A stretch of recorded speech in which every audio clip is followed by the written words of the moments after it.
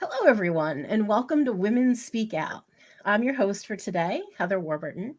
I'm the host of Wine, Women, and Revolution, which you can find on my new channel, Create Your Future Productions. And in about a day or so, we'll actually have this forum up on that website if you want to download it in podcast form.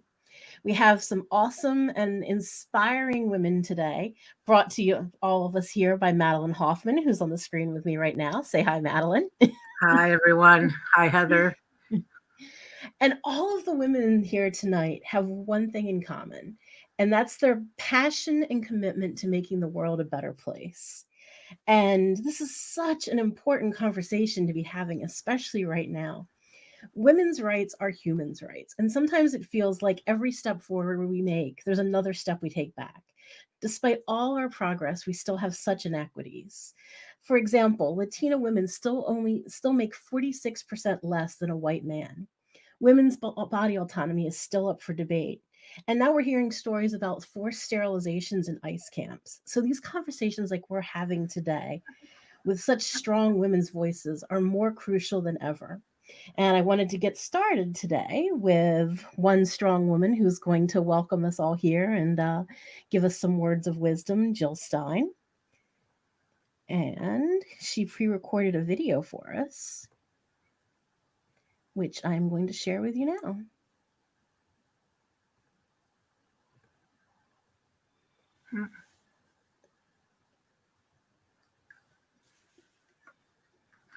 No volume. Can you not hear it? No.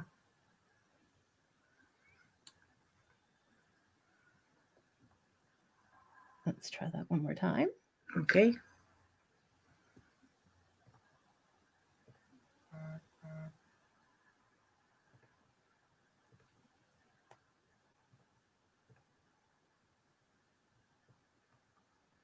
Welcome, and thanks to everyone here today as part of this Women Speak Out on the 100th anniversary of women's right to vote with the passage of the 19th Amendment a century ago. Big thank you, first off, to Madelyn Hoffman. Thank you, Madelyn, for bringing us together. And big thanks to all the participants on the panel. In the past 100 years, women have come a long way, but we're also really stuck. And the whole world around us is actually in unprecedented peril, and that includes us as well. So we're going to hear from some very inspired activists and candidates tonight who are leading the charge for a transformation to a world that works for us all, starting in the communities where we live. At this time of historic crisis in virtually every dimension of our lives, women are in both the target hairs and at the cutting edge of resistance, protesting police brutality and white supremacy, leading rent boycotts and wildcat strikes, distributing food and building mutual aid networks. We're rising up, of course, as the US empire is doubling down with its endless wars and crushing inequality and climate collapse and predatory healthcare in a global pandemic, no less. Women, especially, are on the front lines of struggle as caregivers for the most vulnerable, for children, elders, and the sick. We're on the front lines of COVID as teachers and healthcare and elder care workers and essential low wage workers that are at high risk for COVID. As Greens, we're on the front lines of political repression, which is part of this resurgent McCarthyism that we're now witnessing, like of the Green activists, like the embassy protectors who were criminalized for simply upholding international law and working for peace. We've been thrown off the ballot in Pennsylvania and Wisconsin on technicalities just in the past week. And we've been smeared as Russian assets, leading to my investigation by the Senate Intelligence Committee for the past 3 years. It's not exactly subtle. The political elite are trying to silence us. But the amazing thing is, in spite of the smear campaigns and the fear campaigns and the wall to wall propaganda that they're spewing against us, it's not working. Over 60% of Americans now say they want a third party that's independent of Democrats and Republicans. And that's according to a poll just done last week by The Hill. So don't believe for a minute that what you do is anything but supremely important and very consequential. This effort to silence us should be worn as a badge of honor. It's really a tribute to the power of our message for people, planet, and peace, and the timeliness and the urgency of that message. And it's a sign that the empire knows its days are numbered, even as the economic and political elite are doing all that they can to stay the course. So the rebellion is inevitably going to grow and to continue to grow, as will the political vacuum that's begging to be filled. And that's why it's our job as the only political party that's independent and non-corporate and national in scale. It's our job to fill that political vacuum and provide a vehicle for political transformation. We are the ones we've been waiting for. End stage capitalism has arrived and our time has come. The vision and the message of women and greens, of people of color, of the marginalized communities, that message is essential for the fight back. And that message is on behalf of people, planet, and peace over profit. Together with that message, we are unstoppable. So thank you so much for being here today and for all that you are doing to stand up, to speak out, and to rise up. Now I'm going to turn this over to Heather to introduce the speakers and to moderate this awesome panel that we have in store for you tonight. Thank you so very much.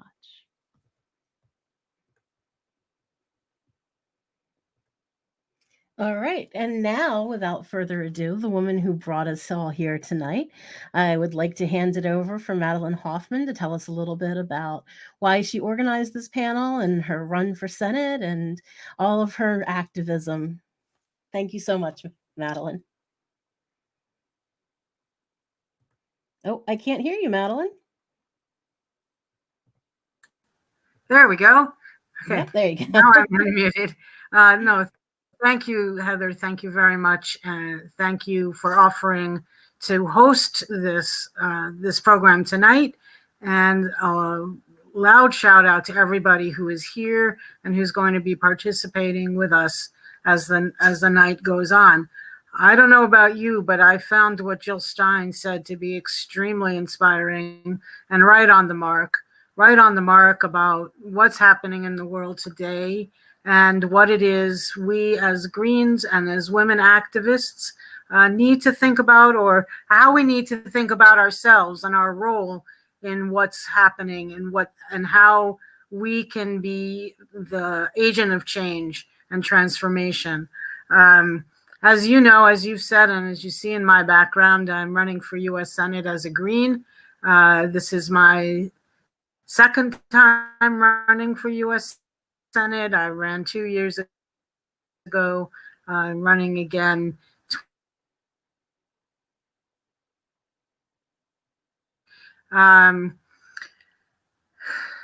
We're all activists and candidates now, and some of us may become candidates or were candidates in the past, and we bring our activism into our campaigns. I know for me, my 20 years of activism as an environmental activist and my 20 years of activism working for peace and justice are what drives me and what brings me into with the fuel and inspiration to keep on going. Oh no, it looks like we may have lost Madelyn. I know she has been having some trouble with her internet coming and going. So if she does pop back onto the stream, hopefully she will. I'll add her back onto here. But and she's back. Sorry, we lost you there. I know, I'm sorry. I've been having internet problems the last couple of days. Anyhow, I am back now, and hopefully I'll stay on here for the rest of the next couple of minutes. Anyway, I wanted to organize this event. As Jill mentioned, this is the 100th anniversary of the ratification of the 19th Amendment, giving women the right to vote. But I also wanted to organize this because there are so many incredible Greens and incredible activists running for office this election cycle. It was impossible to have everybody on You all probably know of other women who should be on or could be on. But when people talk about activism and resistance, unfortunately, too often it's within the Democratic Party. We hear about those who resist within the Democratic Party, and those of us who are on this call tonight are not like that. We're not funneling our energies into a corporate-dominated, corporate-run party. We're not funneling our energies into the Republicans either, the Republican Party either. We are independent. We are not bought by war profiteers, large corporations, political action committees. We are here as independents who are fighting for a better world, a world of social justice, economic justice, political justice, and peace. And I think we know what we know what our undertaking is. We know that we have a long road and a lot of it is uphill, but we also know that it's the right and just thing to do. When you think back to the suffragette movement and getting the right to vote, they weren't handed, the women weren't handed the right to vote. Men didn't want to give women the right to vote. Women went out in the streets and organized. And it wasn't something where they organized one day and then they went home and didn't come back. They had to be out. The women had to come out over and over again and pressure for the right to vote. And so all of us who are activists for this cause, the independent political movement, we know that we're not going to necessarily win tomorrow, and we're not necessarily going to win a month from now, but we are doing the right thing and the only thing that we can do to be true to ourselves, to be true to our families, to be true to our country, to be true to the world. Standing up for what we believe in and not compromising, not settling for someone who doesn't even talk the talk, doesn't even say these things, as if to, and then thinking that, oh, if that person is elected, we can move that person to the left. We know that we can't. We know that we haven't been able to do that. And we know that we are standing right where we've been standing, where we need to be, and nobody needs to move us anywhere. So the current, I just to throw in one issue, one of the key issues in my campaign, military and war and the military budget of $740 billion plus, and that military budget where 57 cents of every dollar of discretionary money goes to the military, and perhaps 6 cents goes to education. We need to demilitarize this country. We need to demilitarize the police. We need to defund the military by at least 50%. We need to defund the police to an extent so that money that's being used to repress and oppress and beat people is then used for the things that people need: education, healthcare, infrastructure, bridges, roads, and the like. And so I invited people who are from Colombia, from Palestine.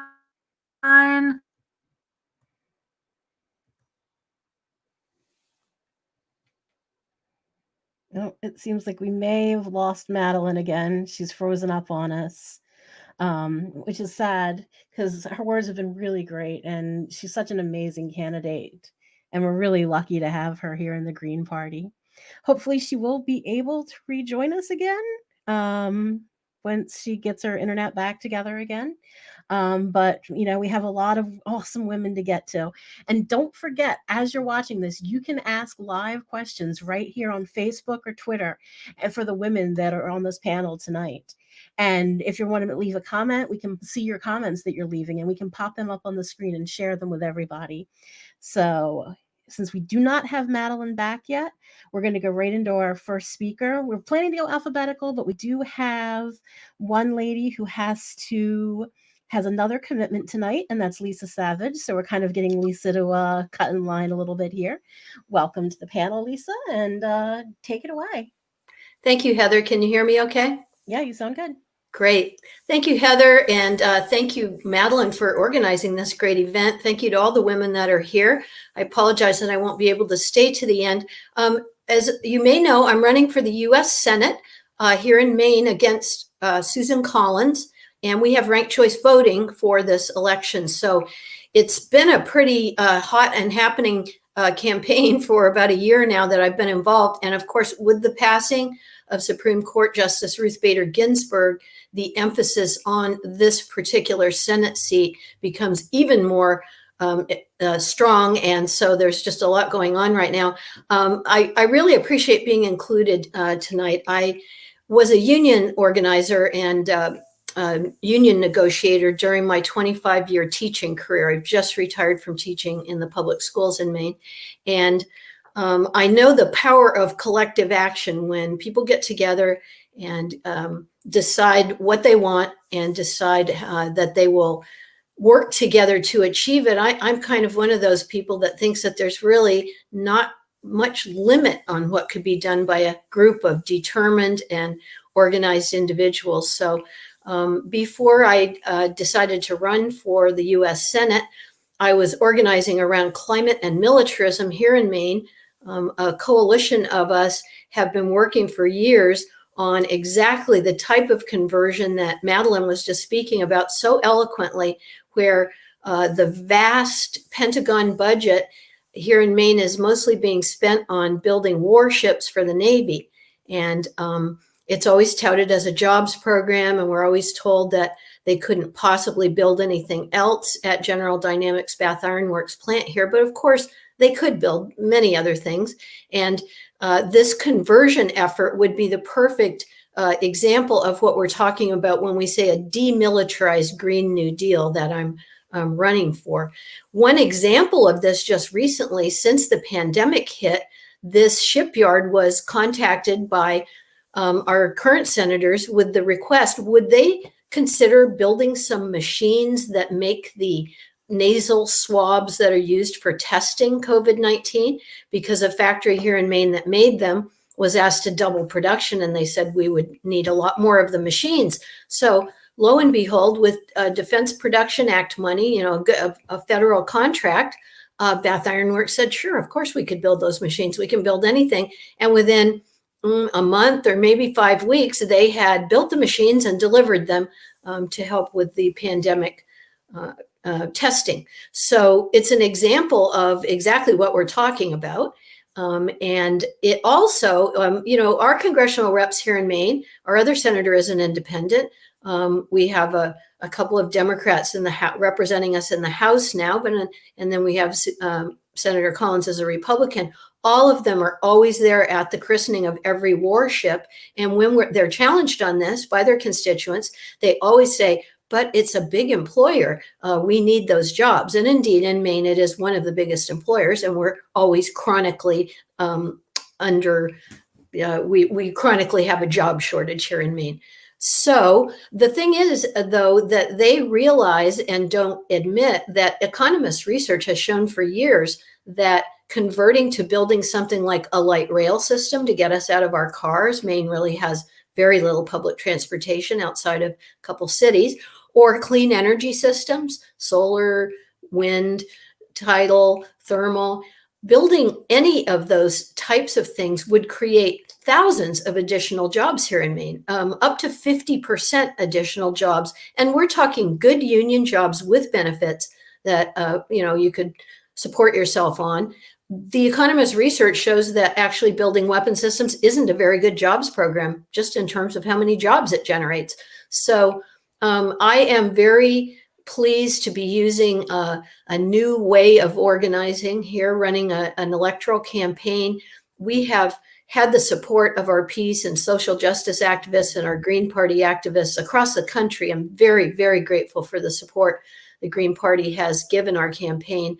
I began as a Green. I was a member of the Green Party, but it was impossible to get ballot access as a third-party candidate. Gee, I wonder who wrote those rules. So I reluctantly unenrolled from the Green Party, remaining green in my heart, and my platform did not change, and gained ballot access as an independent instead. Our campaign has recently really ramped up. We're in the final 44 days here. I was in the first debate.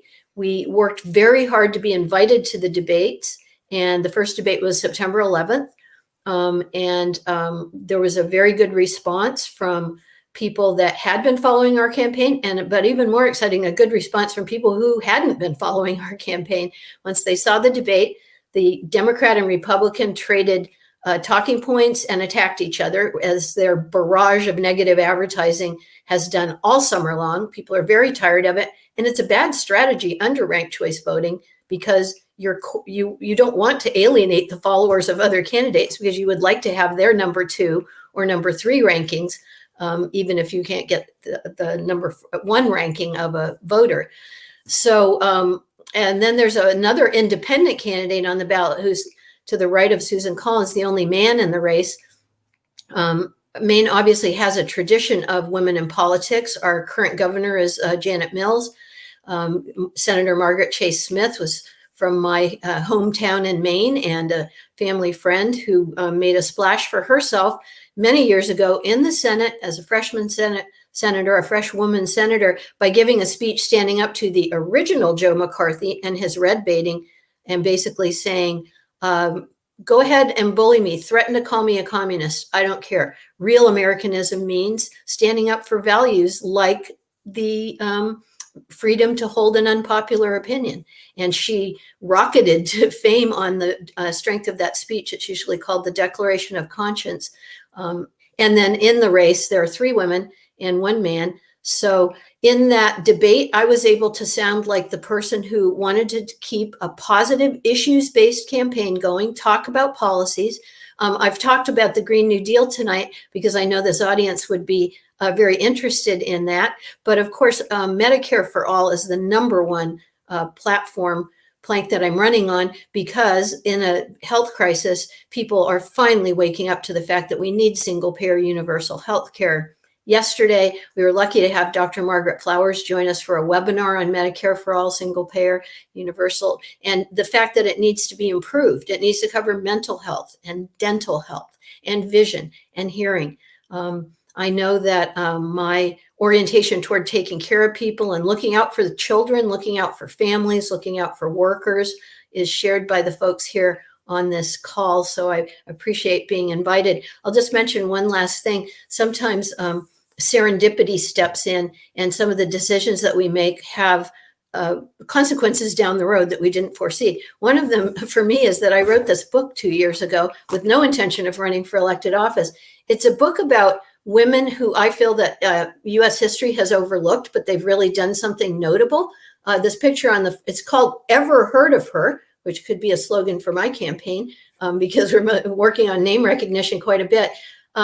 It's about 9 American women, some living and some not, who were really worth knowing about. The picture on the front cover was drawn by a high school girl who's studying graphic design, and she illustrated the book for us, Ruby Feifel. But this person depicted here is the woman who won the first black woman who won the first gold medal, Olympic gold medal for the U.S. Do you know her name? Before I started working on this book, I didn't either. It was Alice Coachman. She was a track and field star. The reason that I took this book off the shelf and got it published right now is I was laying in bed at 2 a.m. thinking, what is it that people who get elected do? And I realized, they often publish a book. But it's usually a kind of a me-fest book about how great they are and how great they'd be if they were elected. I was a lot more interested in bringing forward women's history, lifting up the voices from some marginalized communities that have been overlooked, and being in solidarity with all the women and all the voices, because we are the ones who care about the children, the grandchildren, our beautiful planet, our home here. We are the ones who are going to work together and turn around the machine of imperial militarism and just treating the earth like it's, a garbage dump. Nobody on this call holds those values. I'm very proud to be here with you all, and I will do my best to uphold the values of life over profits. And I appreciate you having me on. Thank you. Before I let you go, how can people that want to follow your campaign keep in touch with you? Sure, thank you. Our website is called Lisa for Maine, with the 4 spelled out like the sign behind me. Maine has an E on the end of it, .org. And you can find us there for news.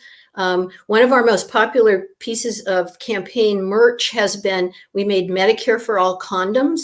They're branded with Lisa for Maine on one side and Medicare for All on our website on the other. You can order those from the store. And we really appreciate your support. Thank you so much to all the Greens who've supported our campaign. You know who you are. Thank you so much for being here. It's been a pleasure having you. Wish you could stay longer, but I hope your next event tonight goes well. Thank you very much. Be well, everyone.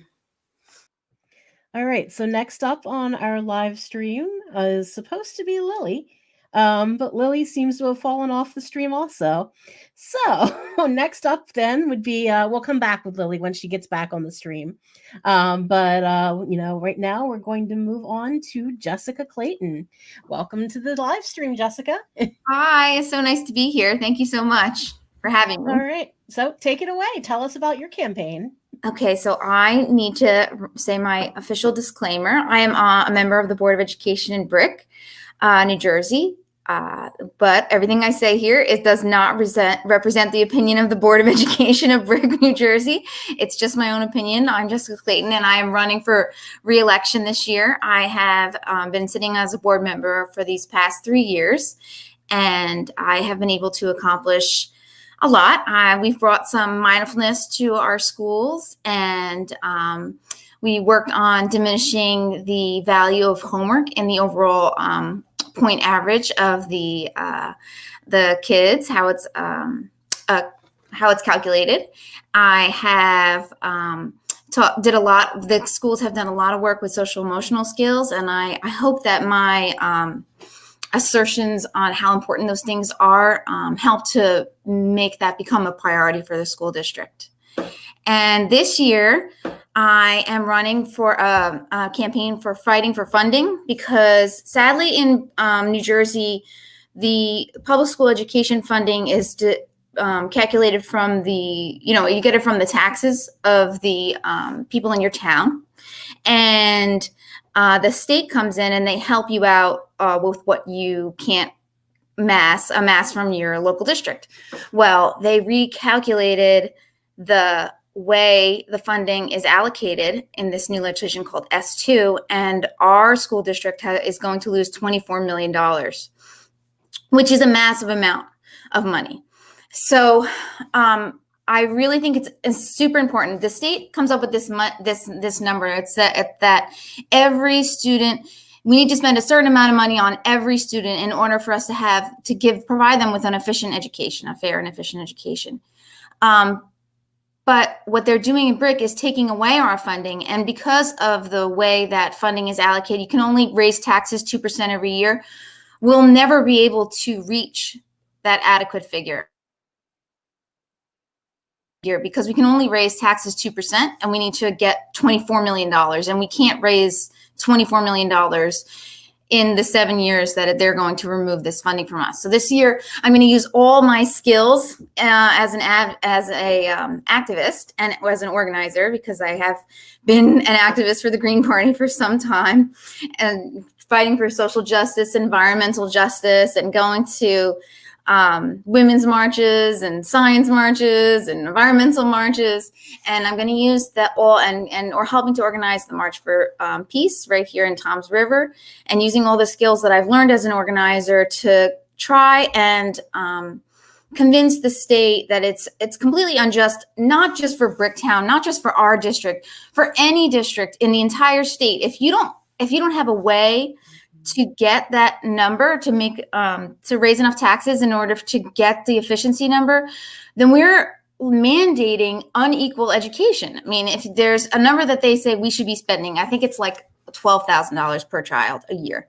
If we can't reach that number in any town, then all of our education systems, our public school education is inherently unequal. And that's not fair. It's not fair in BRIC, and it's not fair anywhere. So we should all have the ability to raise enough taxes to provide all of our students with the efficiency number, to meet that number. And because we should all be able to make have our kids have an equal opportunity. So I hope to convince the state to bring up that, make it fair for all of us, and especially us here in Bricktown, because that's where I live and that's where all of our students go, and that's where I'm running for the board.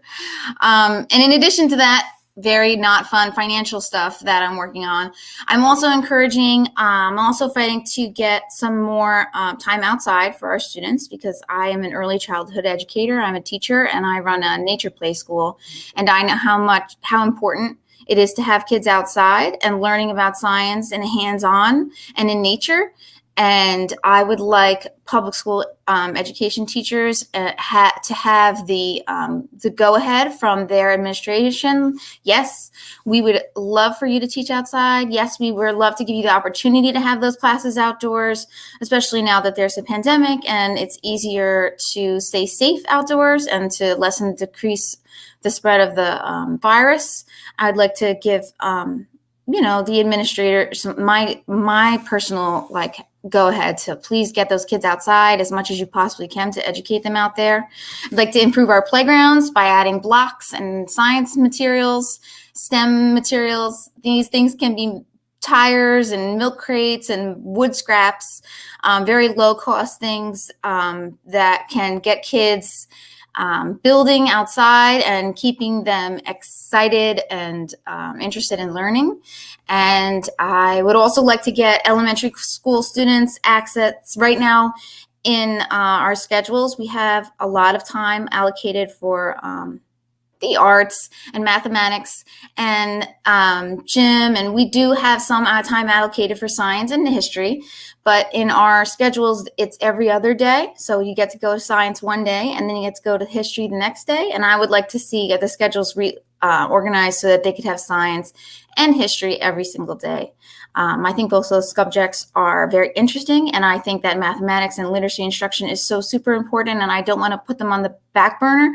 I just want to make sure that all the subjects are treated equally and fairly, because some kids, everyone's passionate about something different. And if the kid's really passionate about science and they only have it the other day, then they're going to be sad on the days when they don't get access to it. So I want to make sure that everybody has something to look forward to every single day at school. And that's like the real main push of the campaign. I know it's local; it's not the big stuff that everyone's fighting for in the federal and the Senate and even in the state. But all these local issues are important to kids, and I think that if every school district, took on some of these strategies, that they could really improve the lives of kids at school. Do you have a campaign page set up for people that want to follow you or give you money?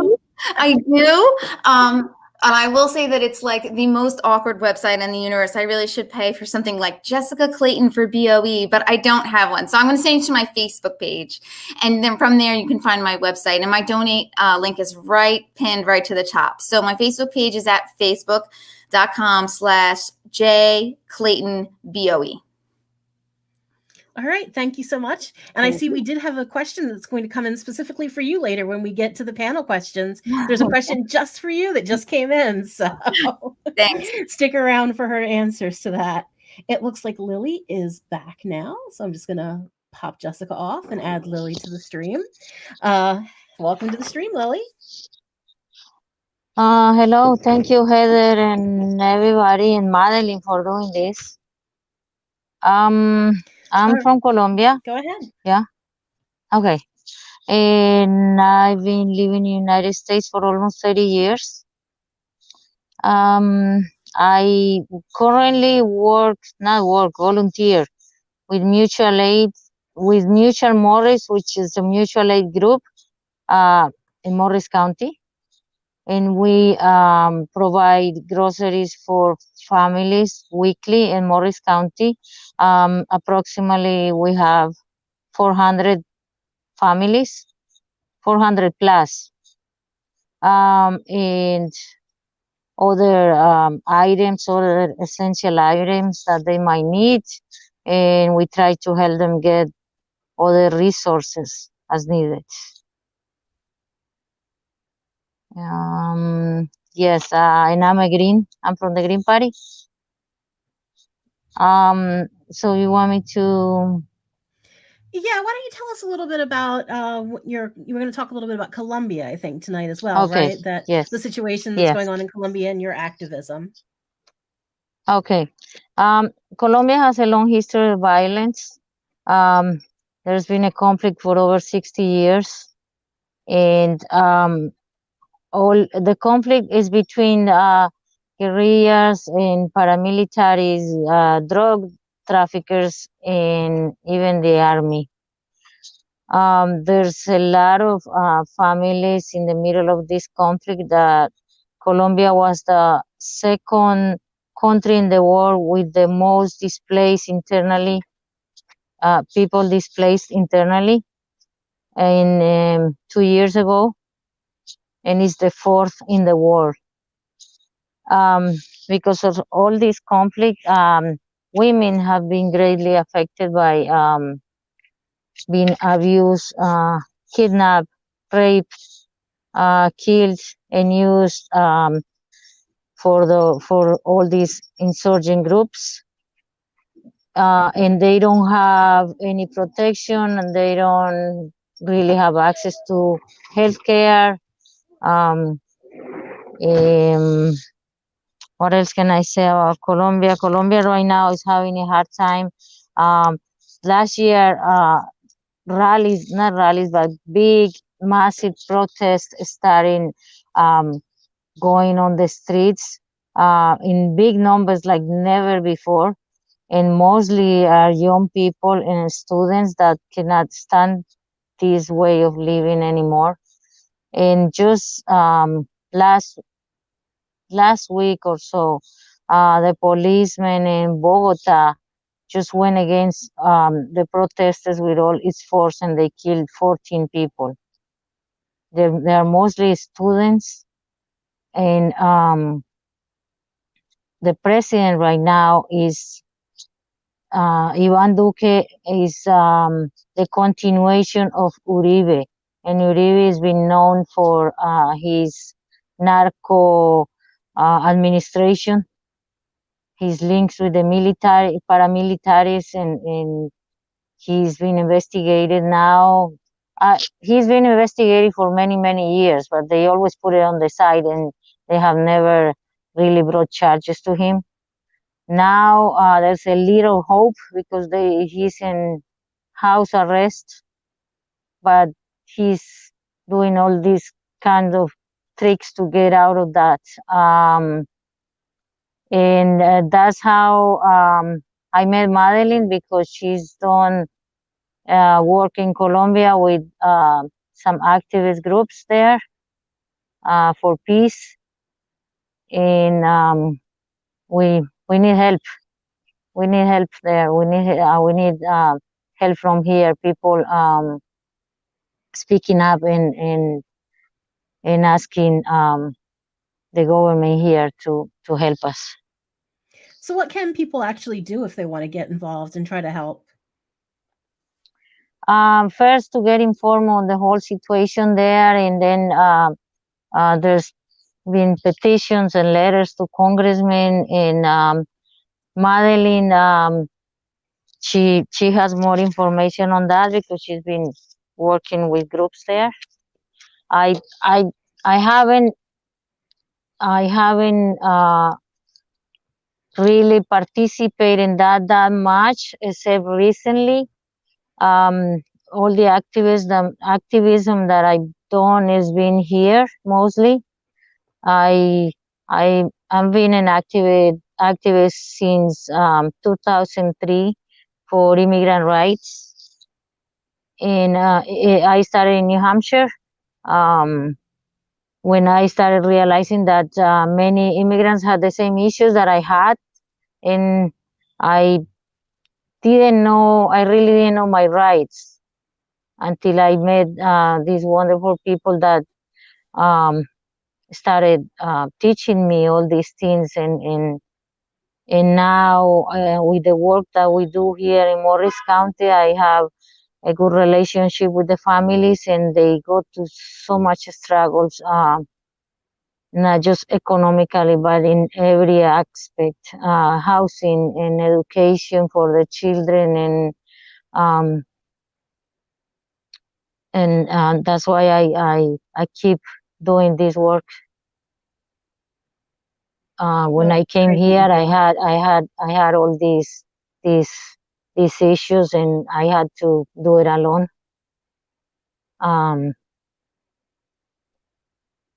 And one thing that has affected women in Colombia, as I said before, they've been abused and killed and kidnapped and all that.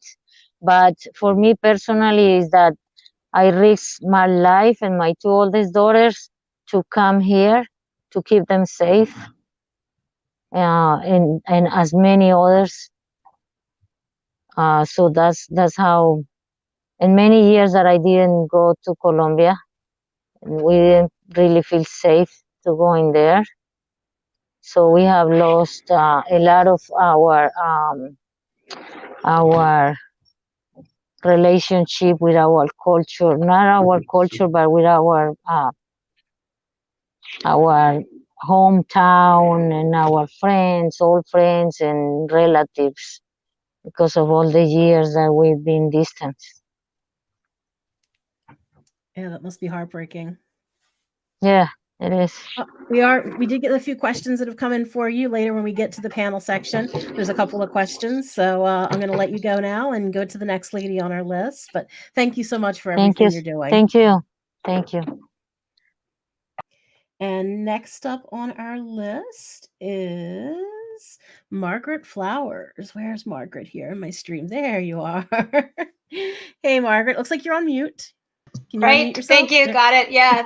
Thank you so much, Heather. And thank you, Madelyn, for inviting me to be part of this amazing event tonight and to be with all of you amazing and strong women.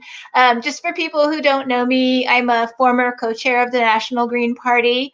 I just completed my term this past summer. I ran for U.S. Senate in the state of Maryland in 2016.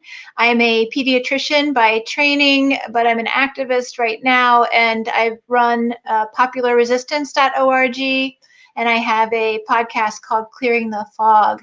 And at Popular Resistance, we are a daily movement news website that provides information about resistance that's happening in the United States and around the world, about new systems that people are creating to try to create the kind of world that we would like to live in. We provide information about strategy and organizing, and a lot of just education to cut through the misinformation that we see so often in the corporate media.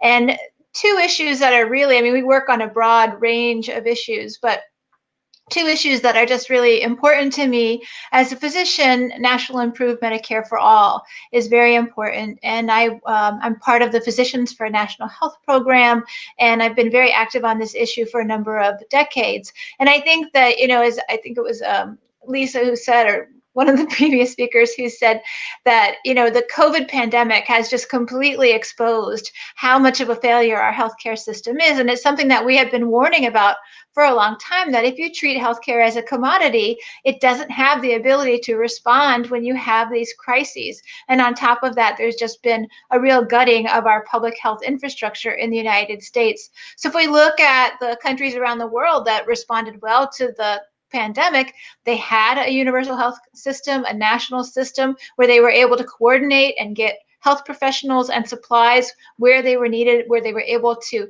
provide accurate information quickly, and they were able to just really get on it and test people and isolate them and stop the spread. And as bad as our healthcare system is, I couldn't have imagined that we would have such a bad approach to this pandemic. Just a complete failure. And who's suffering from this the most? Of course, it's the populations that have been, are the most vulnerable and are subject to, systemic racism. So we're seeing, for a broad range of reasons, more illness in Black and Brown communities, more severe disease and more deaths. And so this is something that, right now there's so much talk about racism and the police violence, but racism in health is also a huge issue. And in fact, we recently put together a tool, a presentation with a sample script and a guidebook that people can use to start having this discussion and a deeper understanding of how racism impacts health in the United States and why we need a healthcare system that will start to take steps to dismantle that and to start to repair and heal this, huge disparities that we have. Another issue that's really important to me is peace. And I know that's something that's important to Madelyn as well. And, there's, again, the United States is, as an imperialist country, is just, using the same tactics over and over. We go after countries because we want their resources. We want to dominate their governments so that our corporations can benefit from their resources.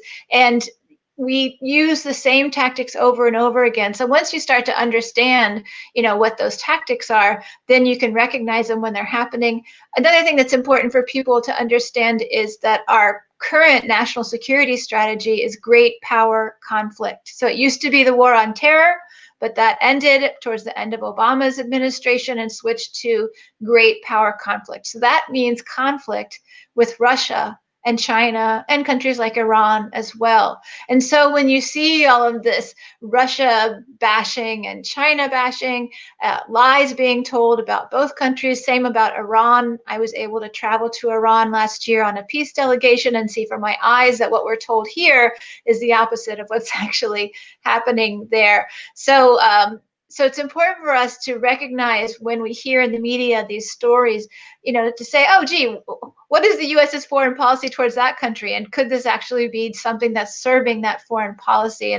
And particularly with China, there's so much racism being stoked right now towards China as the U.S. is really aggressing, and we're actually in a new Cold War with China. But also Latin America, the three countries that are highly targeted, they call them the troika of tyranny, which is a complete lie, is Venezuela, Nicaragua, and Cuba. And so last year I was able to, fortunately, with a group, many other people and a lot of New Jersey Greens and other folks from the Green Party came down and supported that effort, was to protect the Venezuelan embassy when the United States was attempting a coup in Venezuela and was handing over diplomatic properties to the person that they wanted to install in power, even though that person had not won, was not in power, was nobody really in that country and had no legitimacy. They were handing over assets and diplomatic properties to this person. And so we were able to protect the Venezuelan embassy in Washington, D.C. for 37 days and prevent the U.S. from putting that person's chosen ambassadors into that embassy, and that embassy continues to be empty today. The U.S. continues to aggress towards Venezuela. In fact, they just were able to stop another effort of sabotage. The U.S. is using mercenaries and CIA agents and others to come into the country and try to sabotage their infrastructure, create chaos. And there's a huge misinformation campaign going on right now towards Venezuela, including even at the United Nations level. The Office of the High Commissioner of Human Rights issued a report that the people who wrote the report didn't even go to Venezuela to investigate. They talked to the kind of Venezuelan oligarchs who are outside of the country who would like to have a coup in that country and used their information, the lies that they told, to write a report about Venezuela. So if you go to popularresistance.org, you'll find information about all of these issues. You can search for information and you'll find a variety of articles. And so I really encourage people to, I'm sure you are informed, but just think of Popular Resistance as another resource that you can use to get the information you need so we can cut through these lies, and to expose them and to demand the things that we need, and to demand a more cooperative foreign policy, a more diplomatic and peaceful foreign policy. One thing we're seeing around the world with the COVID pandemic and the recession is countries are really coming together. They're working together, they're supporting each other, they're providing resources and health professionals to each other. But the United States, in fact, instead is dropping out of the World Health Organization, is not cooperating. In fact, we're escalating our aggression, escalating our economic war against many countries who are struggling to deal with the pandemic. And so this is really the opposite of what we need to see. And we need as our country is losing its stature in the world, will no longer be a superpower. We really need to define what is the future of the United States going to be, and we need to put forward that vision of what we could be as a collaborative member of the global community and a cooperative member. So I don't know if I've been talking too long, Heather, but I look forward to this event with you and to answering your questions afterwards. Yeah, I've seen a few questions that have come in for you as well. So it's good to see questions are coming in for everyone. We have two amazing women left that we were going to talk to before we open it up to questions for everyone.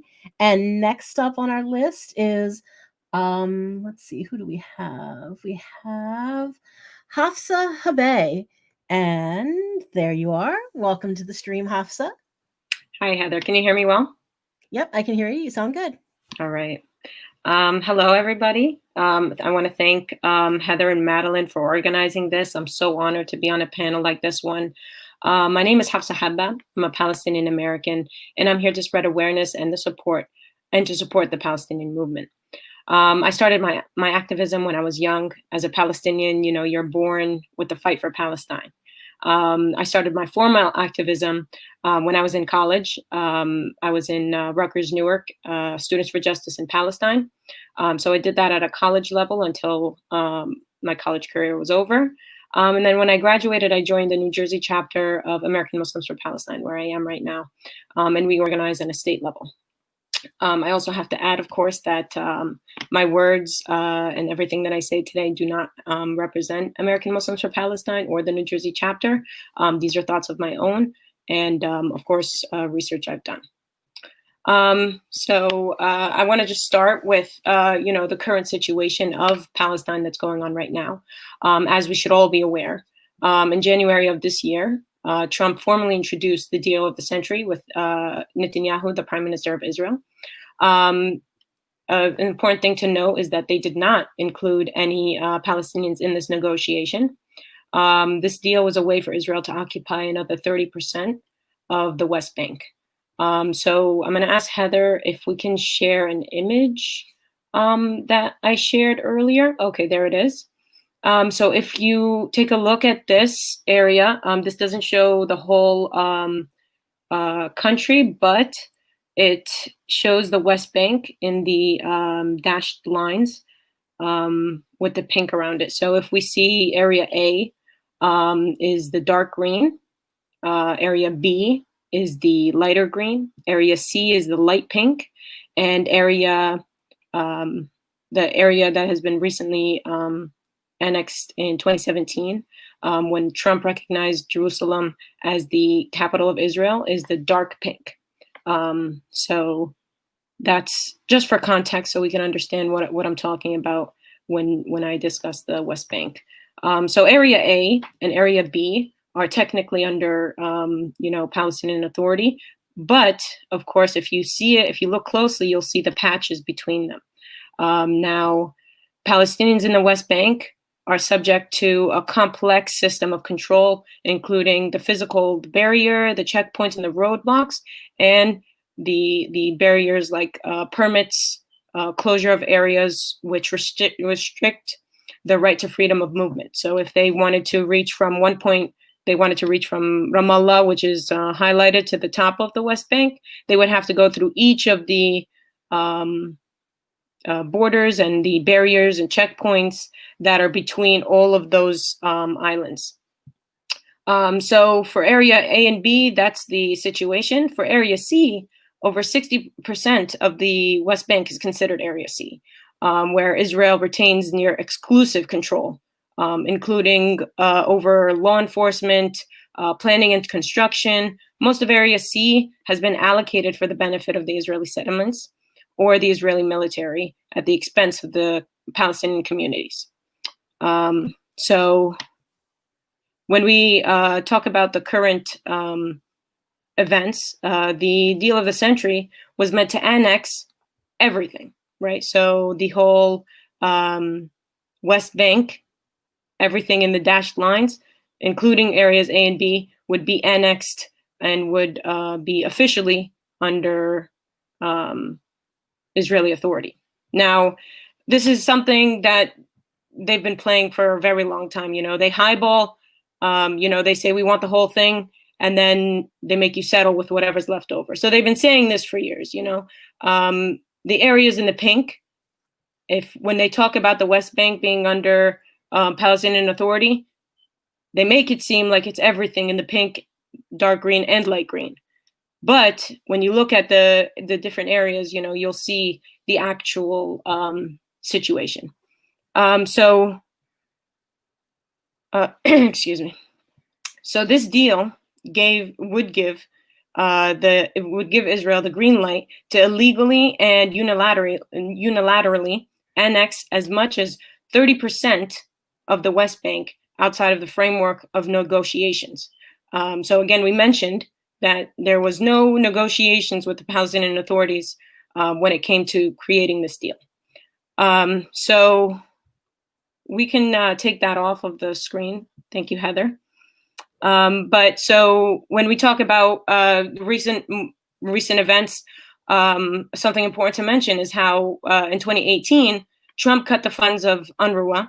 And UNRWA, whoever's not aware, includes UNRWA's work includes the education, crisis relief, and most importantly, health services. So Palestine's hospital has stopped taking non-COVID patients during this time of the pandemic.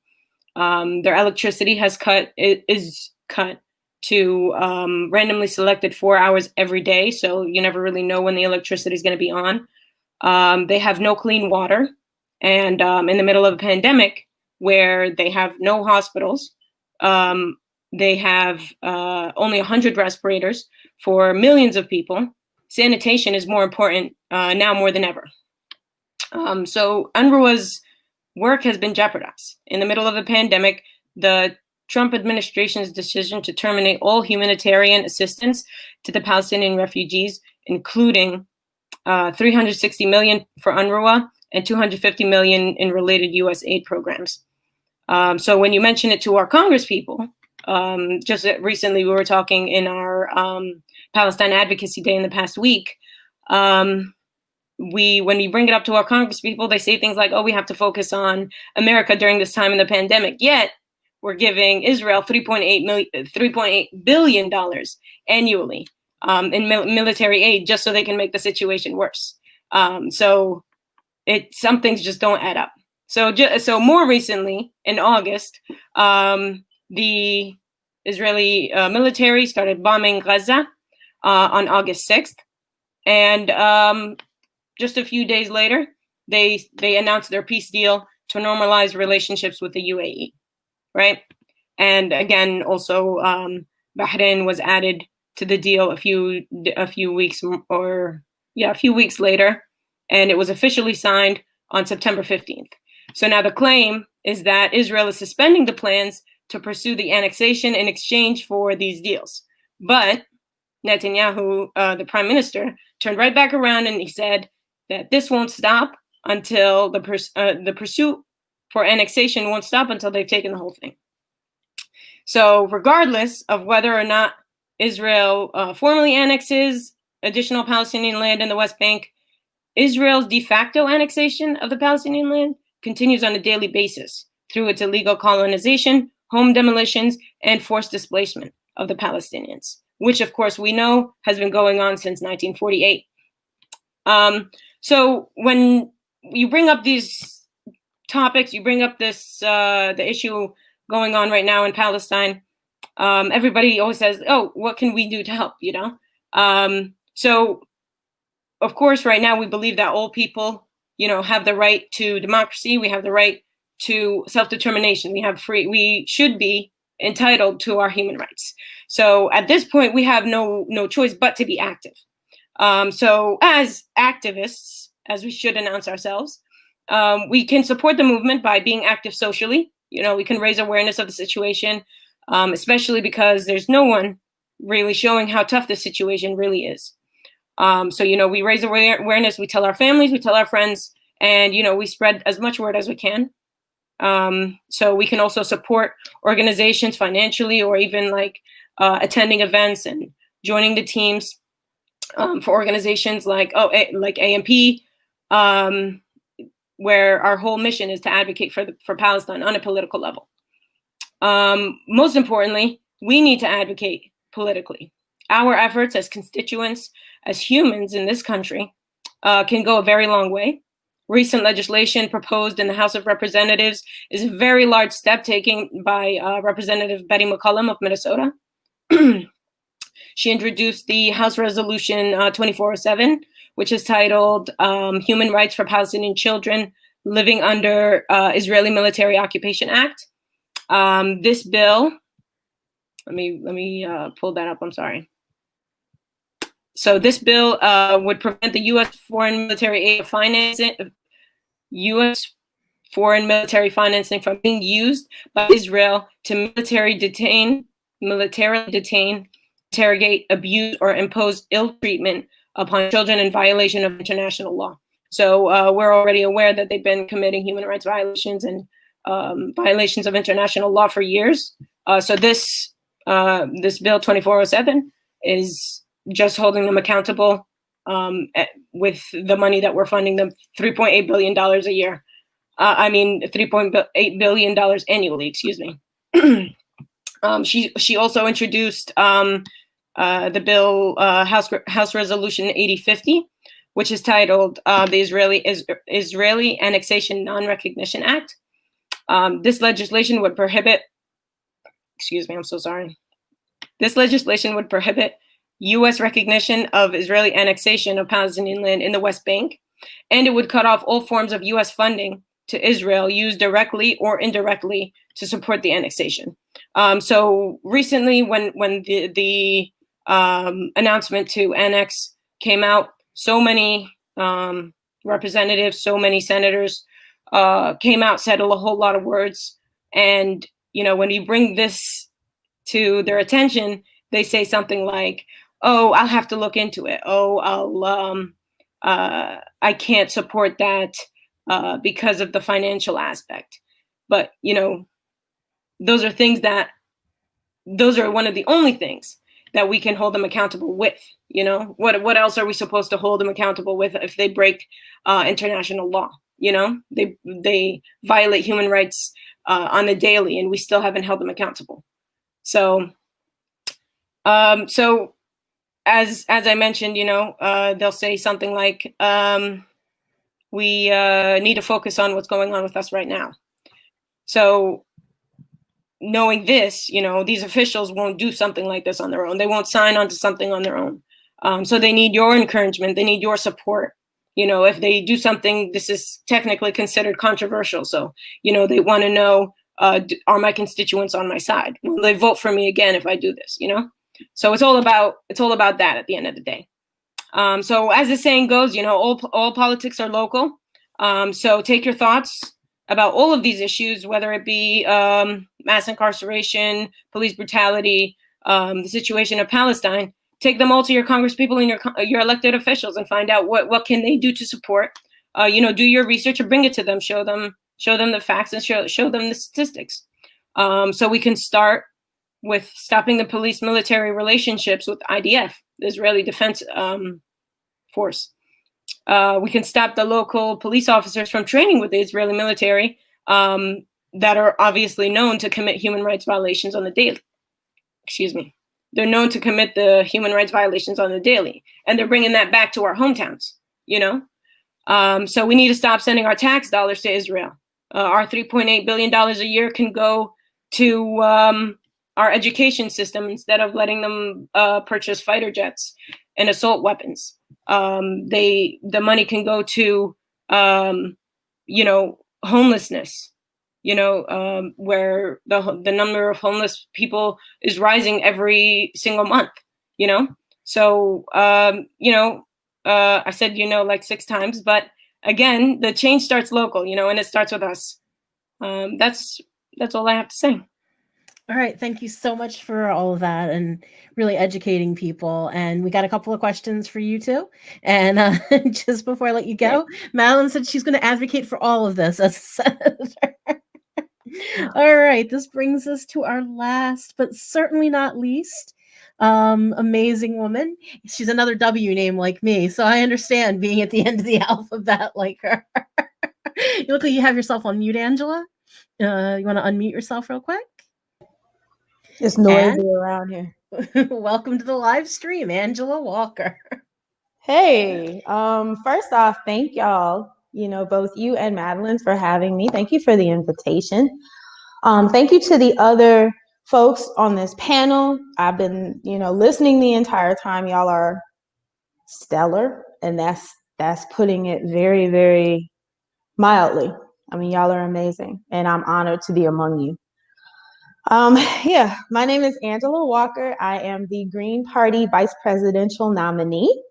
I live here in Florence, South Carolina. I am still a dump truck driver every day. So you talking about a working class candidate, that's pretty much it. And in this, as we were listening, at the top of the show, we talked to, Dr. Stein talked about the suffragettes. And I just want to lift up Ida Wells Barnett and the other sisters who had to fight for the respect for Black women to have the right to vote.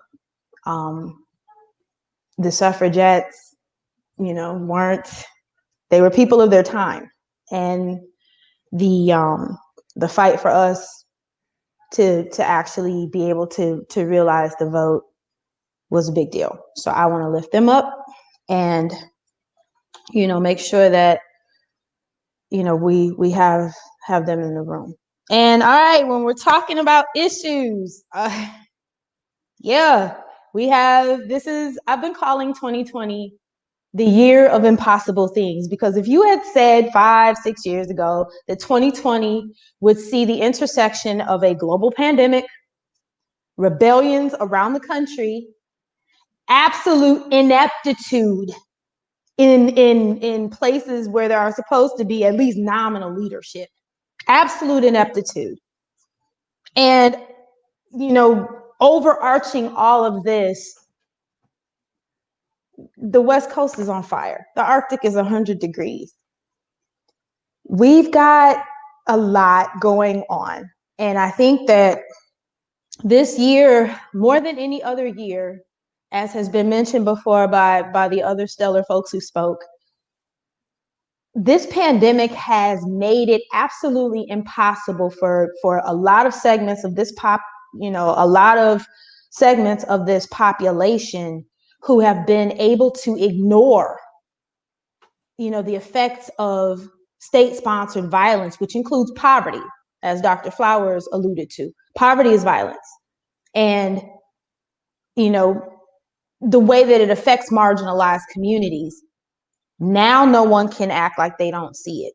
And people who have previously not been as affected are now questioning capitalism, finally, are now questioning, why is there a duopoly? Why do I not have a choice? As y'all know, our party was pushed off the ballot in my home state of Wisconsin. I'm being good. I'm being real good.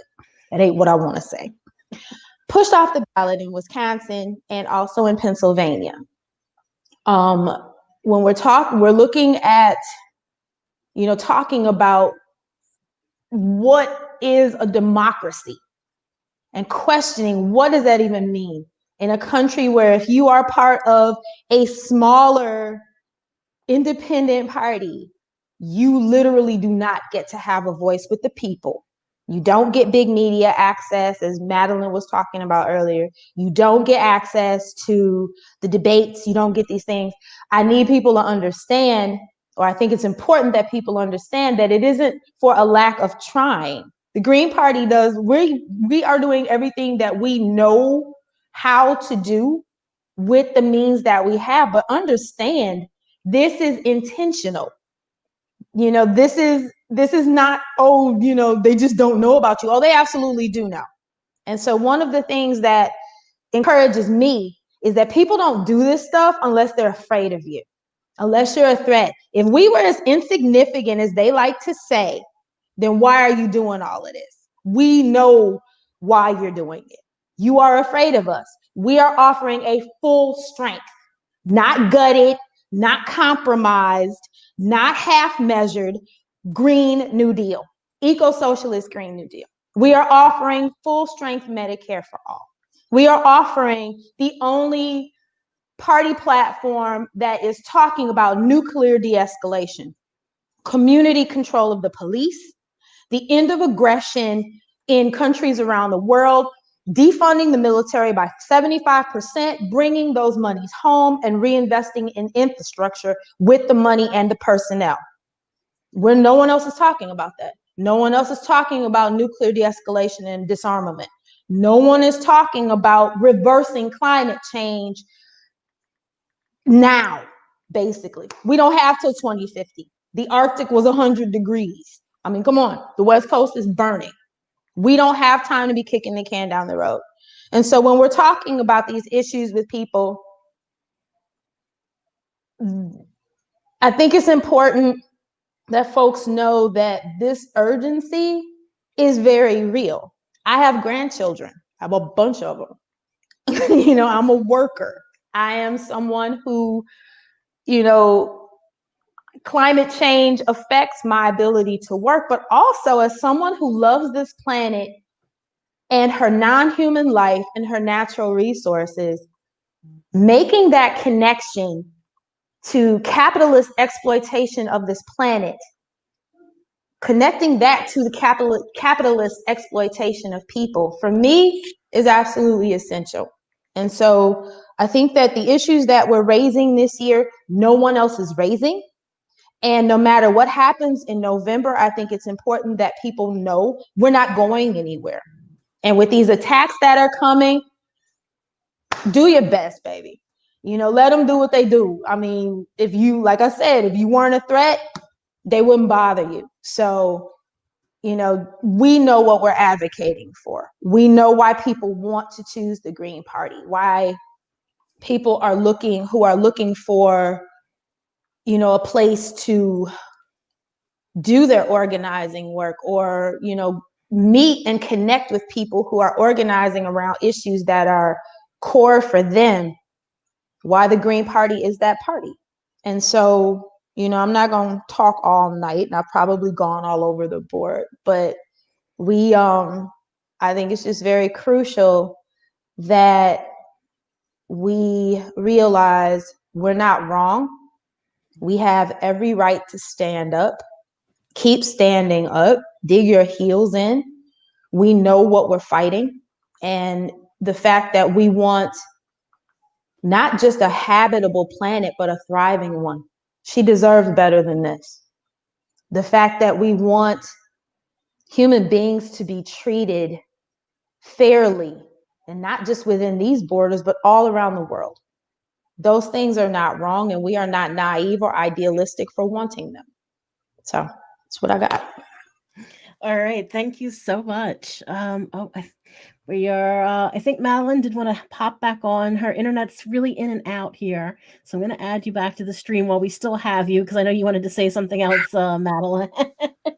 Yeah, I just wanted to say how I've been listening to the whole program and making comments whenever I could. I feel, you know, I wish I could be on the screen or in the studio for the whole time, but something's up with my internet. I am just so pleased to hear from all of these activists and candidates, and to talk about how, and everyone's presentation seems to link to the next person's presentation. And it's just, this was what I had in mind when we put this program together. And it's exceeded what I'd hoped for. You know, we hear about U.S. foreign policy in Latin America and in the Middle East, and there are parallels there with what our government is doing, what the U.S. government is doing, and what we need to do to try to prevent it. And then we also are talking about what we need to do with the money that would be saved if we stopped these wars. And it's exciting to see how we all agree on this, whether it's education or healthcare. both areas need an influx of a lot of money in order to work properly. And then, of course, the Medicare for All, improved and expanded Medicare for All, and climate change, addressing the issues of climate change. We will not stop climate change unless we stop the wars. And I'm just so excited to hear all of us women saying something very much like that, but coming at it from different angles. And that was the purpose behind pulling everyone together. So I'm glad. I hope I can stay on for a while before I gum up the works again. If I gum up the works with my unstable internet, I'll back off. But I look forward to the questions and answers, because I think there were a whole host of questions being generated while you all were talking and providing such important perspective and information about what's happening in this country and the world today. So now I'll sit back, and maybe someone has a question for me, but if not, I'm only too happy to have the questions addressed to everyone else who was here on the show. Before we do hop into the questions, though, we have one more person that submitted a video for us, and I would like to share that now. Another woman who really wanted to be here with us, but unfortunately also had another commitment tonight. Franca Muller Paz, is that her name? Yeah, and hi everybody. Thank you so much for joining in this powerful event about lifting up the voices of women in politics. My name is Franca Muller Paz. I'm a teacher. I've been teaching for 10 years in public schools. I'm a teacher in Baltimore City. And something that's really important to think about when it comes to women in politics is that we're often not the ones that are thinking, growing up from when we're little girls, that we're going to run for office. Oftentimes, it's our community that calls on us to do it. So I think it's really important for all the women that are out there that are hearing this video, for you to see your capacity and your ability to be a leader in your community. Know that your community trusts you. Know that your community wants to embrace you and see your leadership. And something that happens all the time with women is that they think, oh, it's not me. I have other, really important work going on. But we need your leadership. We need your voices. We need to see women of color, especially at the tables of power, making these decisions. We are experts of the lives that we lead. No one knows what it's like to be a woman of color but us. So it's important for us to be at those decision-making tables to make sure that when important bills are being signed, when legislation is being discussed, that the impact that it's going to have on us and our sisters is going to be reflected in those politics. So thank you so much for joining in. Again, my name is Franca Muller Paz from Baltimore. You can learn more about me at francaforthepeople.com. And I hope you'll do your part in making sure that we support women in this election cycle. all right. And now we're back to everyone. It looks like, unfortunately, we did lose Madelyn again while that video was playing. But we have a bunch of questions that have been submitted. And since Angela went last before, I'm going to go to her first with the first question. And this one is for me. And because I'm hosting, so I can ask the question. You told me about 1.5 years ago that you were not going to run for office again. So what inspired you to make that change and jump back into the ring? You know what? This time I really mean it. This is my electoral politics swan song. I'm trying to tell y'all. Anybody ask me about 2024, I'm going to be rude to you. So just this, you heard it now. This will not happen again. Yeah, I remember we had that discussion. And I think because this is the year of impossible things, I had been stewing because my community is not here. My activist community, I'm not native to Florence, South Carolina. My people are in Milwaukee, Wisconsin. And so I'm real mad at them right now. I was stewing. You have this pandemic, which is being handled in the most, as you said, Hafsa, ineptitude is not strong enough. You're absolutely right. And because we're live streaming this, I couldn't say it the way I would say it if we wasn't on here, but you know what I mean. the way that this pandemic is being handled, the fact that climate change is being ignored, the fact that so many people are in so much distress, and it is so fixable, it is so unnecessary, this was so avoidable. I had been stewing for weeks, like nuclear angry. And evidently that energy went out into the universe, and my ancestors got together and said, okay, you're ready. And I got a call from Howie Hawkins, and I looked over at my ancestor altar and I said, really? We really doing this? So here I am. I think that, I've been prepared for this. I think I have enough righteous indignation to fuel a small city. And I think that that's what's needed. This duopoly, these folks who are, sitting, the fact that you can have a Speaker of the House do give people a tour of her refrigerator and how much ice cream she has. Who even does that? If that's not some let them eat cake crap, then what is it? Who even does that? When people are like literally losing their homes and suffering and wondering about food insecurity, or whether, is it okay for me to send my kids to school? That's all not. So here I am. For one, I'm really glad you're here, and I'm glad your ancestors told you to be here. They are wise ancestors. All right. I'm going to go to one that's really for anyone that wants to jump in.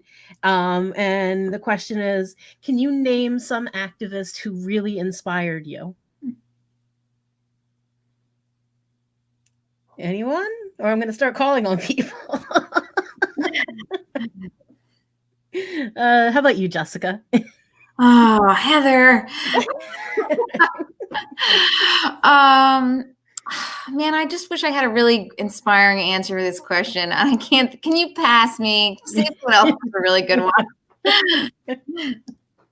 Does anyone have anyone they want to jump in with of who inspired them? I do. Okay. Oh, okay. When I said that I started becoming an activist in 2003, because I met someone that is incredibly awesome. His name is Arnie Alpert, and he worked for American Friends for 40 years. He's just retired now, but he's an amazing activist. And everything I learned was because of him. Thank you. Okay. All right, let's go to one that was submitted for Hafsa. How have you seen the U.S. Palestinian policy change through different presidential administrations? Has it really kind of just been the same all along, or has there been ups and downs? Thank you to whoever directed that question to me. I don't think, and I might be wrong, I don't think that there has ever been a down with the Israeli-American relationship. I think that it's been, since it started, I think it was World War II. We've been funding them for a very long time. Since then, we've had $142.3 billion altogether. So I think that the relationship started simple with like reparations and everything because of the Holocaust, which is unfortunate, honestly, because they were just draining the money, and a lot of people who actually were part of the Holocaust did not receive those reparations because it was directly to Israel. But I might be speaking incorrectly. If anybody would like to correct me. But yeah, since then they've been adding to the relationships. Kennedy started the security relationship, and ever since then, it's been uphill. I hope that answered the question. Yeah, I think it did for sure. We're going to go to another one that's just for anybody that wants to jump in. We got a lot of questions submitted talking about Ruth Bader Ginsburg's passing.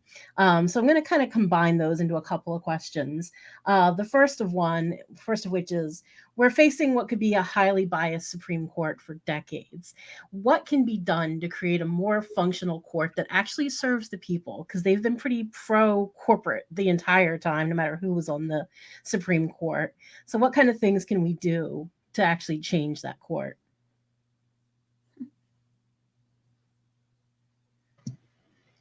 I can jump in if no one else wants to take it right now. It's interesting because, whenever there's an election and we have the choice of the corporate, terrible evils, and, and people are always like, this is the most important election and it's about the Supreme Court. And we have to realize that both Republicans and Democrats have nominated corporate lawyers to the Supreme Court, and that's, who they represent. But courts do respond to public opinion.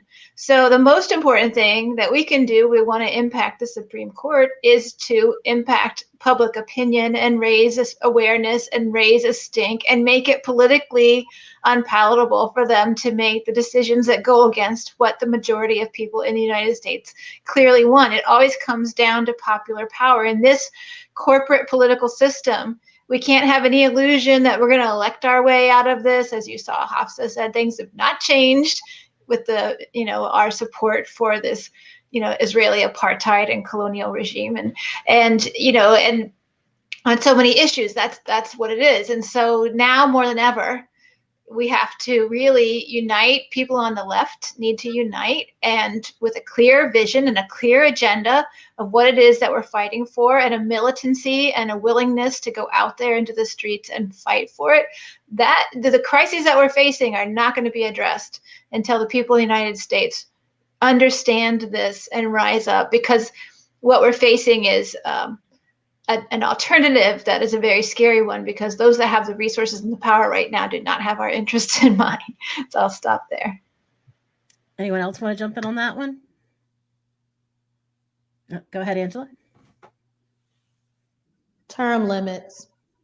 I think there is a complacency that happens or that comes when you have a lack of urgency, when you know that you're going to be in this office essentially until you're not, that you can't be removed, that, somebody who is more in line with what people actually want can bump you out of there because you're not listening to us anymore. I think there's a complacency. Clarence Thomas. I think that, I can't stand him.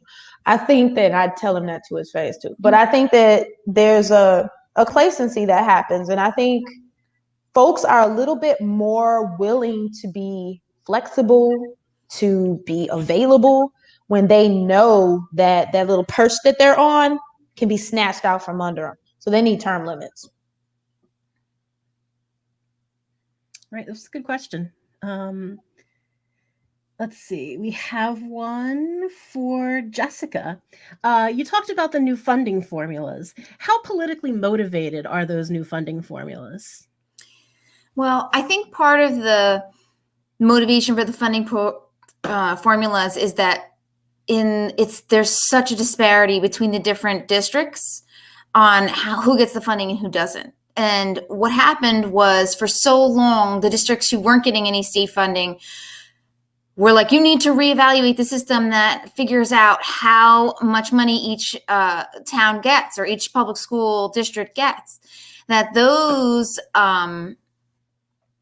low funded districts fought and stood up and made a lot of noise, and then they redid the system. And now it's the opposite districts who maybe they considered to be overfunded before, who are now paying the price, because there's just not enough money allocated for education in New Jersey. There's just not enough money for them to fully fund all the districts. I mean, it's really not fair. There shouldn't be some kids who have the money, and then we swip the funding formula, and now they don't have the money doesn't have it anymore. It should be equitable. We should all of the kids should have access. If they have a number that says, 12 $12,000 a year you need to provide an equitable education to the kids, then we should all be able to provide at least that amount.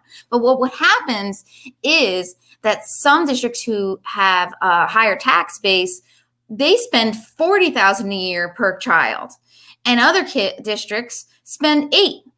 And then those districts who have such a little amount, they only have $8,000 to spend on each kid. They're not getting an equitable education to those kids who are getting $40,000 a year per student. I mean, that's, inevitable because the funding formula is not fair. And now, there was a plan to give every kid the same amount of money, and that's not fair either, because every individual student needs a different has different services that they need. Some kids need, special needs services. Some kids need, guidance counselors, extra social services. We all need different things. We're all different human beings. We all need different services.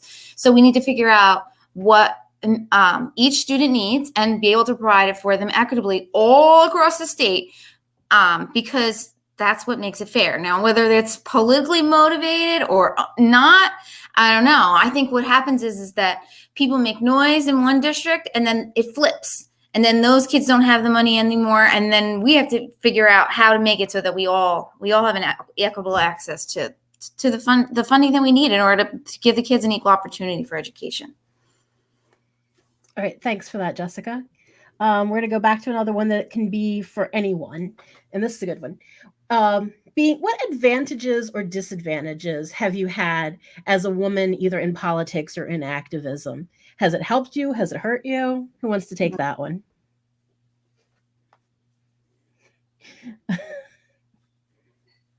No one wants to take that one. I mean, I'll say something quickly. I mean, for me and organizations that I've worked in personally, we kind of encourage the work of women in the activism. So I think that I'm blessed to be working with an organization like this. I in my work in Rutgers, I've seen,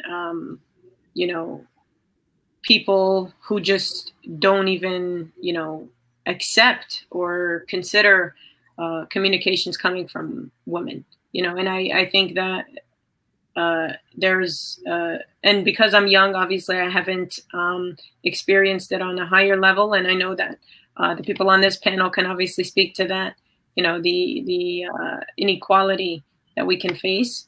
But I mean, me personally, I think that I've had an advantage, I would say. I could speak to that if you don't mind.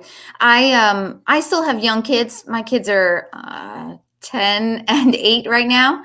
And I have to deal with childcare when, I'm serving on the board. I have to get to meetings and I have to always, juggle who's going to watch the kids, who's going to be available. I mean, when you are having to get to all these meetings, the COVID is kind of an advantage in some ways because everything's on Zoom now. So even right now, my kids are in bed.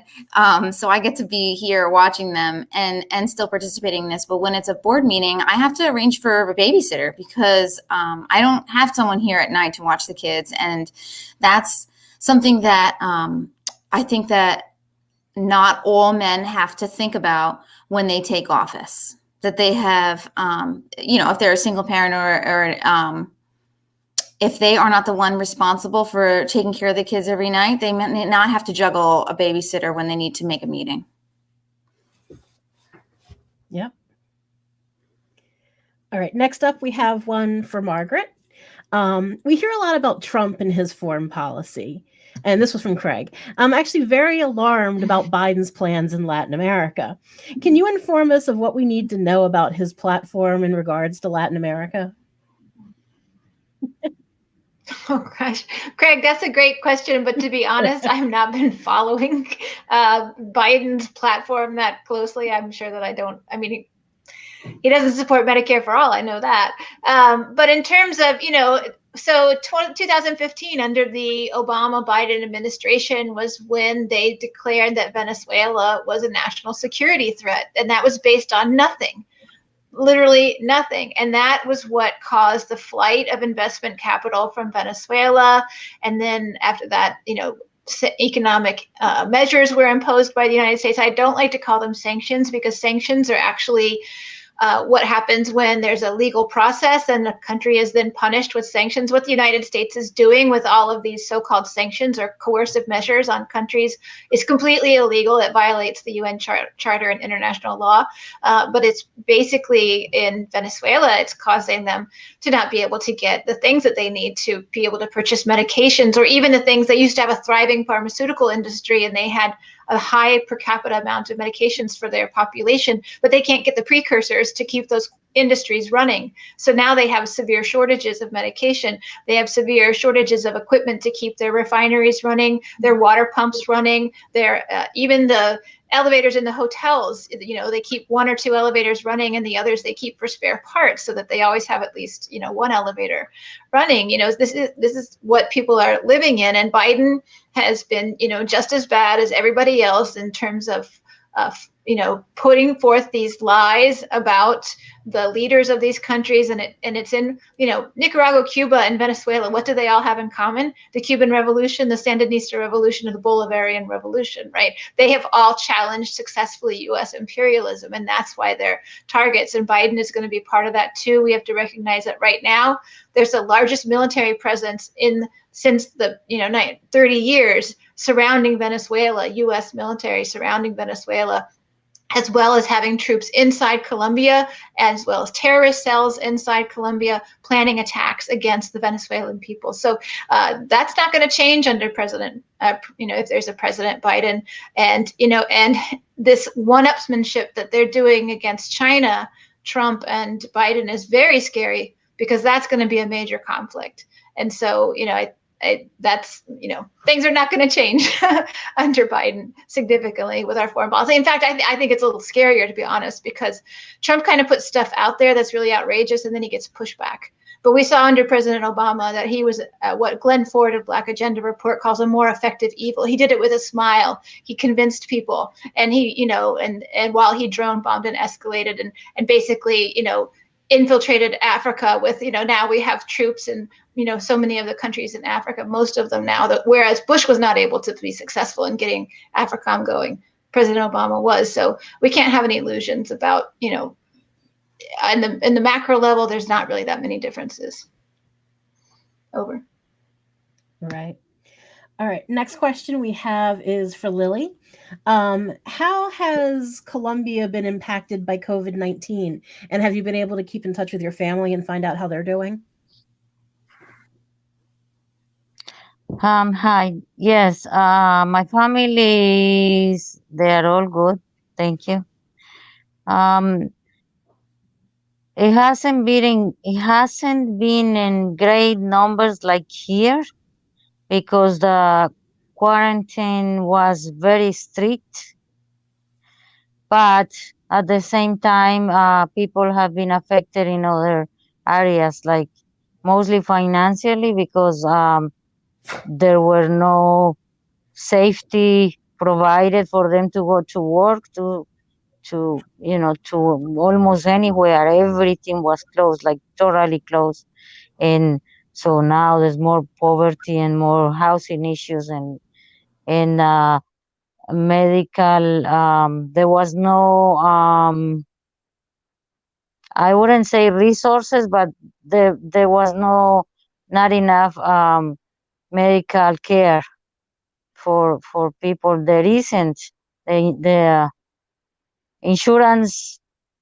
All the healthcare is bad. It's really bad, and it got even worse with the pandemic. And Madelyn, who unfortunately still is having internet issues, but she did just comment that her understanding is that the government is using the pandemic to implement even more coercive and repressive measures on the people in Colombia.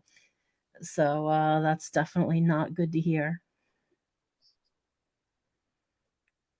Yes, one of the ways that they were preventing people from going outside was using mostly military personnel to, I would say, catch people on the street, give them fines, but some were assaulted also, hit it, or or put in jail for being outside. So yeah, it has been difficult. All right, we're going to go back to one that can be for any woman that wants to jump in now. It's been about 3 years since the start of the Me Too movement. Where do you think that movement stands today? These are not easy questions you guys are getting here. Angela? Oh, go ahead. I think that in spite of the pushback that people are getting when they come forward, I think we are seeing the toppling of people who thought they were untouchable and were able to get away with and do it with impunity. You know, the assaults and other things that were committed against women. And I think that there is a conversation happening around the country. Like, you know, a lot of the podcasts that I listen to, this is something that they talk about regularly, you know, examining the fact that, you know, in the 90s, us old people, we didn't understand consent in the way that we do now. And I would attribute that to this movement, that, you know, this discussion of consent, this discussion of supporting survivors, this discussion of, you know, how power is allowed to abuse and how far reaching that is. I think that is a conversation that was a long time coming. And I think that because the movement opened the door to it, it's not going anywhere anytime soon. So, and nor should it. Nor should it. Anyone else have anything for that one?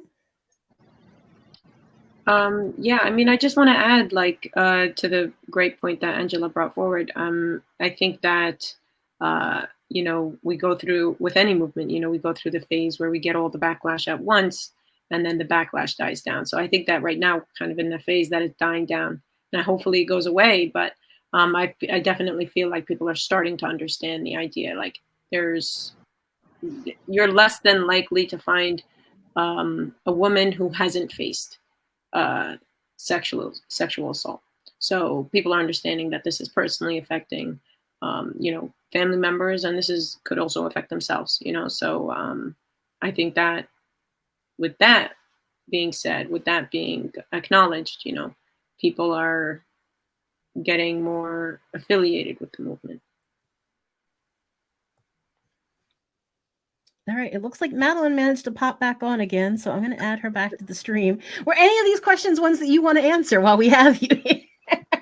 No, I think everyone handled the answers really well. The only thing I'd say about education is that if we take the source of education away from property taxes, we get to a better situation. If we use a wealth tax, if we use a corporate tax, if we do something where the people who live in the communities aren't the ones who are funding the education, then we have a better shot at equalizing it, making it fair throughout this country and elsewhere, because education is really important. And then if we cut the military budget by at least 50%, we're going to be freeing up lots and lots of, that's $370 billion with a B that would become available for things like improved and expanded Medicare for all, education for all, and so on. But we have to stop putting the U.S. knees on the proverbial necks of other countries and people within this country. We just have to stop doing it. And we've been doing it for all but about 25 years of the United States existence. So we really need to keep on pushing and not give up on these issues. Definitely. I've got another one here for Lily. Is there a Green Party in Colombia? Yes. It's called the Alianza Verde. And back in 2010, they had one candidate for president, and we were very enthusiastic about it. Unfortunately, he didn't go that far. But we have now the mayor of Bogota, the capital. She's from Alianza Verde, and she's the first the first LGBTQIA person that holds a higher office in Colombia. Nice. And I just add, because I spent a lot of last year in Colombia and Venezuela, traveling back and forth, and I'm in contact with a person from the Alianza Verde who ran for mayor in a small town, and we're trying to make connection with the person who we think may be running for president of Colombia with the Green Party in the next election, Camilo Romero, but we haven't been able to do that so far. That it's really critical for Greens in this country and Greens in Colombia to join together, because there's a huge assault on Colombia's environment by multinational corporations in Canada and also in the United States, and we need to be able to build an alliance against that. Can I ask a question related to that? Because I'd love to hear from you, Lily, about the Green Party in Colombia, because I know the Green Party in Venezuela, my understanding is that it's actually a fairly right-wing party, because the way that the election laws are in Venezuela, that you see the opposition. What I understand is that the kind of the right-wing opposition was able to basically create or be like use the Green Party as one of their opposition parties, and so it's not representative of the values that we have here in the United States. What is the situation for the Green Party in Colombia? The Green Party in Colombia is part of the Global Greens, so it follows mostly the same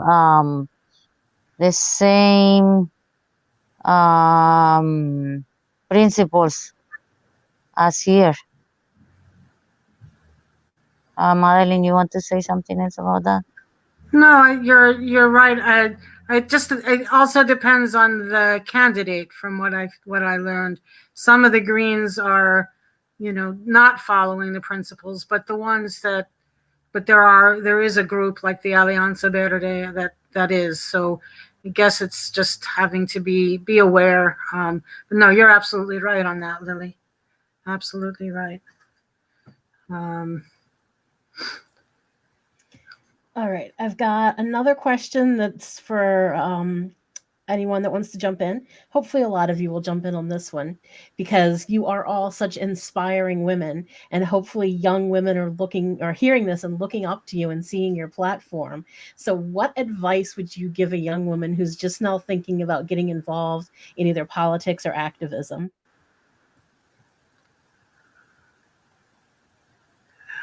Who wants to take that one?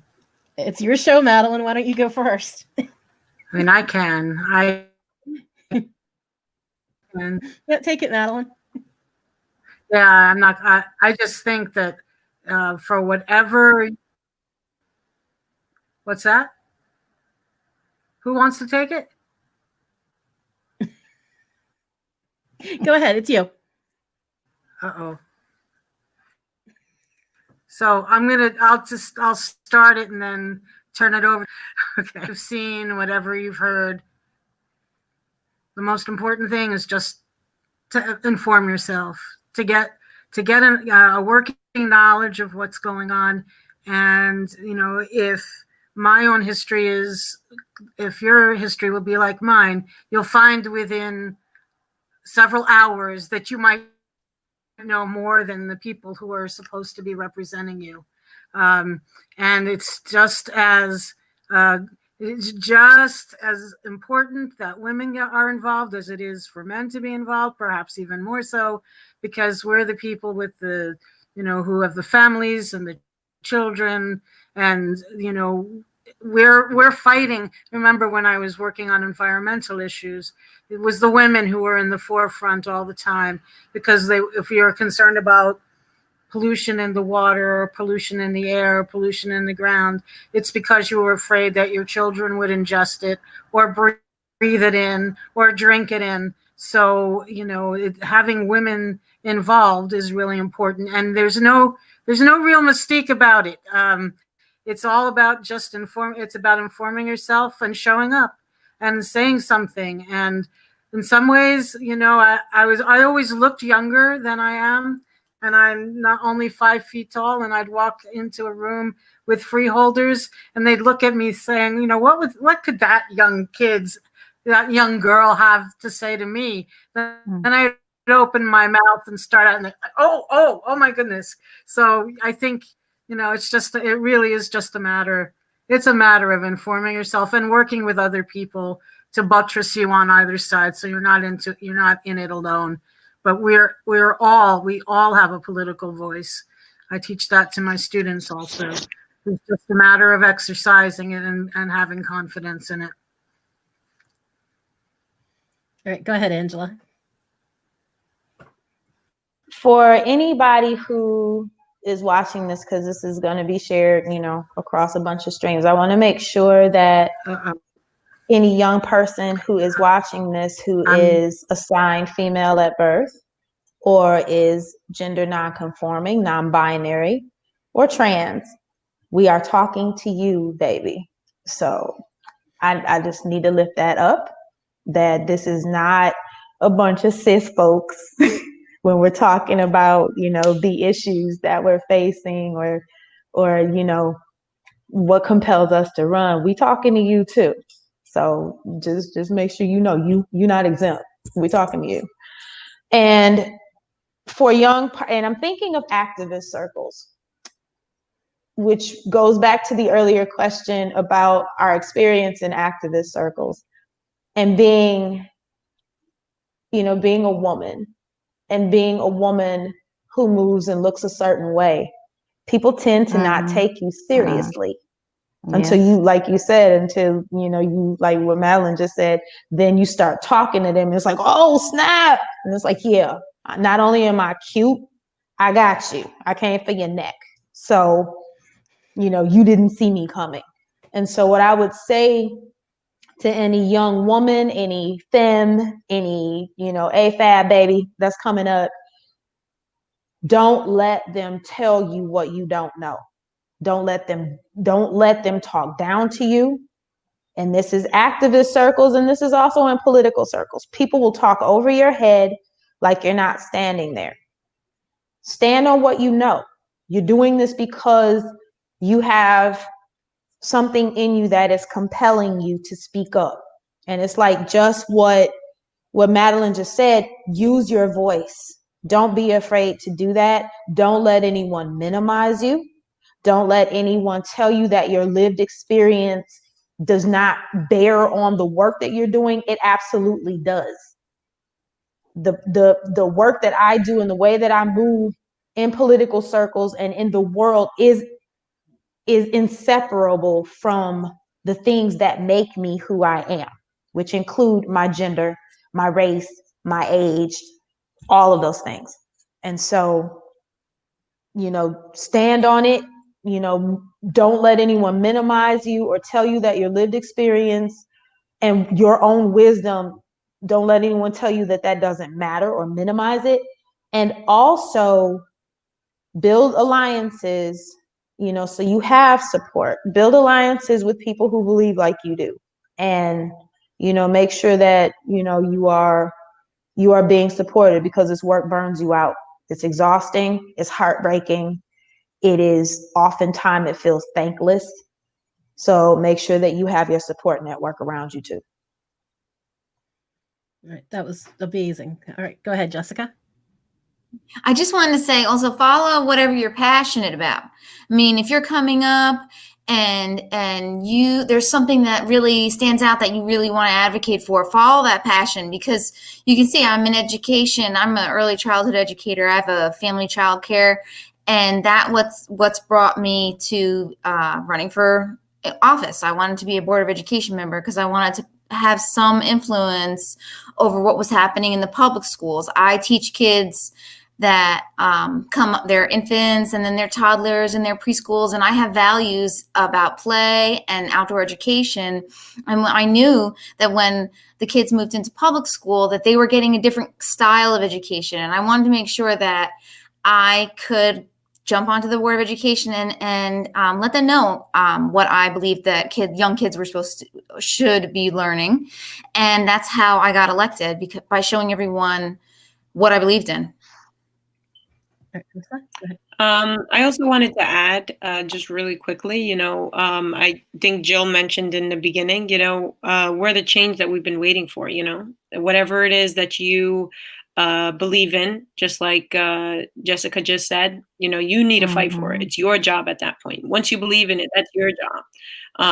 For the ones of us, the young women, who are interested in joining movements, take your step, get started, do what you need to do to get started, whatever it is. Kate mentioned in the Facebook chat a second ago, we have the Yes Caucus, the Young Eco-Socialists. I want to make a quick plug. If you guys are interested, in getting started, just go ahead and search up the Yes Caucus. And this is, of course, in New Jersey, I believe. If you guys are interested in starting on your own area, you're free to hit us up and let us know. All right. Thank you guys so much. Unfortunately, Madelyn is off again. Her internet is still being wonky, so I wanted to give her the last words, but unfortunately, she's staying off. But I did pop up one more time the link if you wanted to donate to her campaign. It's hoffmanforsenate.com/donate. And even though she isn't here, I want to thank you all so much for being here. This has been an amazing conversation. You guys really are inspiring, and I am honored to be able to host this with you guys. Thank you so much. Thank you. Yeah, thank you. Thank you for having us. All right. Good night, everyone. Thank you Good for night. watching this. Good night. Thank And I you. should have it up in a couple Bye. of days. Bye-bye. Bye. Thanks, everyone.